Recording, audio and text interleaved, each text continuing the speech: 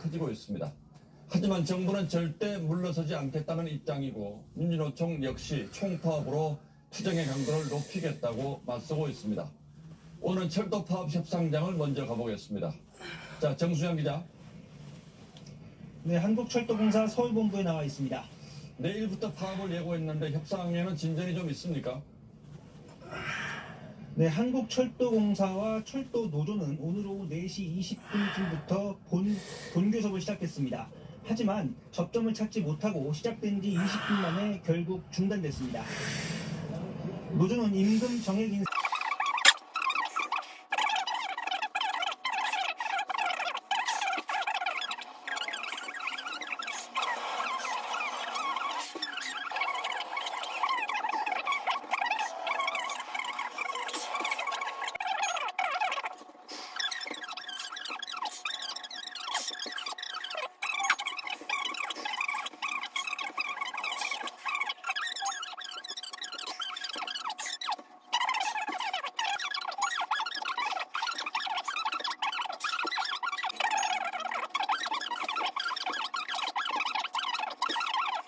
다음 뉴스입니다. 서해 공무원 피살 사건과 관련해서 서훈 전 국가안보실장에 대한 영장실질심사가 내일 열립니다.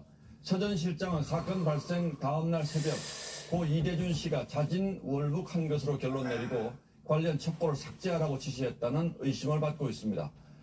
관련해서 문재인 전 대통령이 오늘 입장을 내놨습니다. 그 내용이 의미심장하면 과거 수사 때는 이 부분을 몰랐던 걸까요? 아니면 알고도 덮었던 걸까요? 만약 알고도 덮었다면 그 책임은 누구에게까지 물어야 할까요? 보도에 한성원 기자입니다. 2020년 9월 법무부 장관 아들 휴가 관련이란 제목으로 국방부 인사기획관실이 만든 22쪽짜리 내부 문건입니다.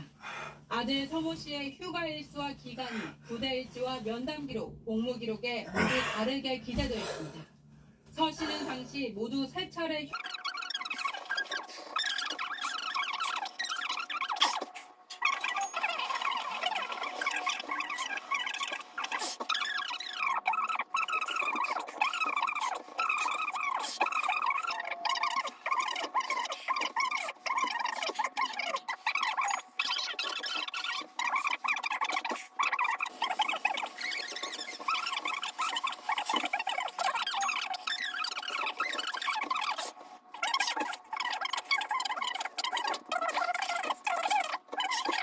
달러를 넘어섰습니다.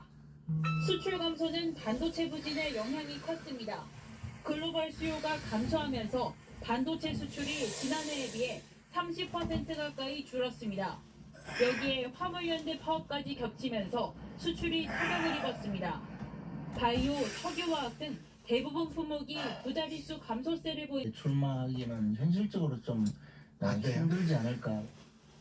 이상민 행정안전부 장관은 특수본 수사와 국정조사 등 진상규명 절차가 어떻게 마무리되느냐가 변수가 될 전망입니다. 있는 사람한테 딱딱 물어야 되는 거지 그냥 막연하게 뭐 다 책임져라.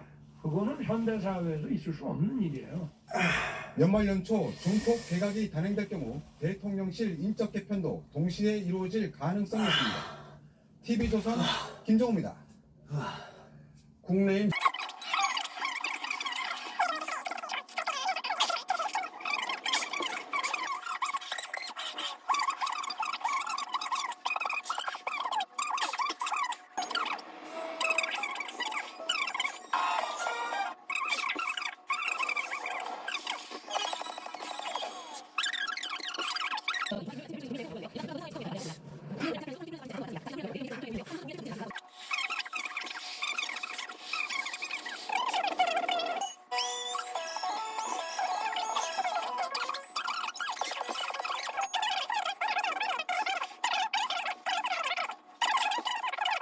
선수의 관절 움직임을 29개 포인트로 인식하는 시스템이라고 하죠.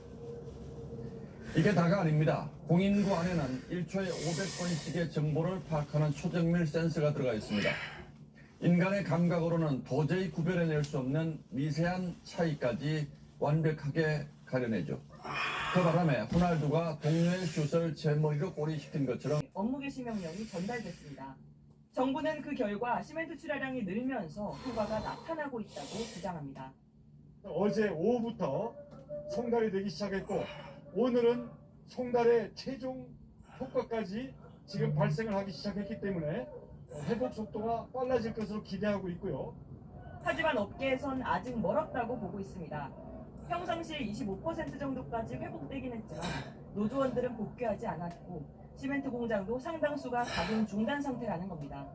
일단 여기 오시는 분들이 일단 파는 데가 아닌 걸로 봐야 되는데 눈치 보는 사람들이 좀 나서고 있으니까 정부는 어제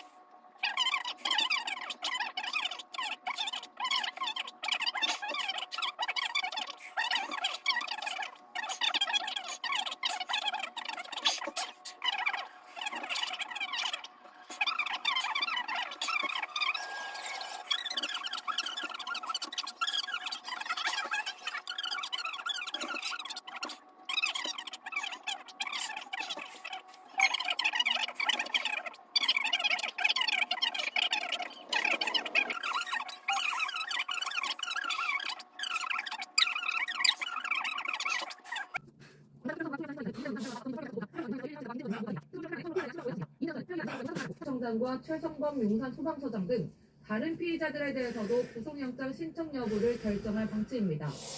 SBS 김봄입니다. 우리 공무원이 서해에서 북한군 총에 맞아 숨진 사건을 검찰이 수사하는 데 대해서 문재인 전 대통령이 처음으로 입장을 내놨습니다. 자신이 그 사건에 대해서 보고를 직접 들었고 또 최종 승인했다며 현 정부와 검찰에 도를 넘지 말라고 경고했습니다. 장민성 기자.